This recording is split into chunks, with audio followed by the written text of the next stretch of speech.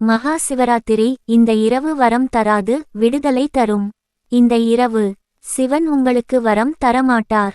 அவர் உங்களிடமிருந்து ஒரு விஷயத்தை எடுத்துக்கொள்வார். ஒவ்வொரு வருஷமும் மகா சிவராத்திரி வருகிறது. பால் ஊற்றுகிறோம், விளக்கு ஏற்றுகிறோம், ஜாகரணம் இருக்கிறோம். ஆனா இந்த இரவு உண்மையிலேயே எதற்கானது நாம யோசிக்கிறோமா? மகா சிவராத்திரி ஒரு பண்டிகை கிடையாது. அது ஒரு மாற்றம். மாற்றம் என்றால் புதுசா கிடைப்பது இல்லை. மாற்றம் என்றால் பழையது முடிவுக்கு வருவது. சிவன் வரம் தரும் கடவுள் மட்டும் இல்லை. அவர் அழிக்கும் சக்தி. உங்களை கஷ்டப்படுத்த அழிப்பதில்லை, உங்களை விடுதலை செய்ய அழிக்கிறார். இந்த இரவில் சிவன் அழிக்க விரும்புவது உங்கள் வாழ்க்கை இல்லை.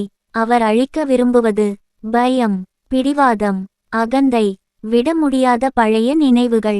இவையெல்லாம் தான் உங்கள் உண்மையான சுமை. இப்போ ஒரு முக்கியமான உண்மை.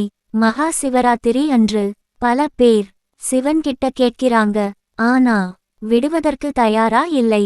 சிவன் கேட்கும் கடவுள் இல்லை, அவர் விடுதலை தரும் கடவுள். ஜாகரணம், தூங்காம இருப்பது இல்லை, அது உங்களை ஏமாற்றிக்கிட்ட தூங்காம இருப்பது. இந்த இரவு நீங்க உங்களையே ஒரு கேள்வி கேட்டா போதும், என்னையே நான் எதுல சிக்க வச்சிருக்கேன்? சிவன் பேச மாட்டார். ஆனா இந்த இரவில் உங்கள் வாழ்க்கை உங்களோட பேச ஆரம்பிக்கும். மீண்டும் மீண்டும் உடையுற விஷயங்கள் தண்டனை இல்லை, அவை சிவன் செய்யுற அழிப்பு.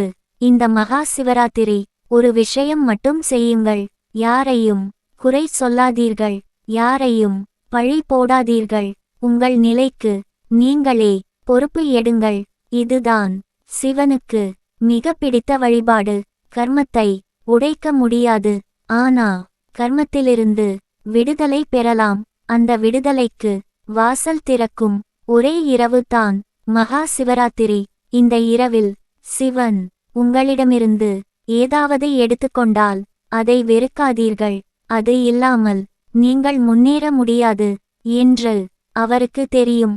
இந்த மகா சிவராத்திரி நீங்கள் ஒன்றை விட்டுவிட உண்மையிலேயே தயாரா இருந்தால் கமெண்ட்ல ஓம் நமசிவாய என்று மட்டும் எழுதுங்கள். அடுத்த வீடியோ இதைவிட ஆழமாக இருக்கும்.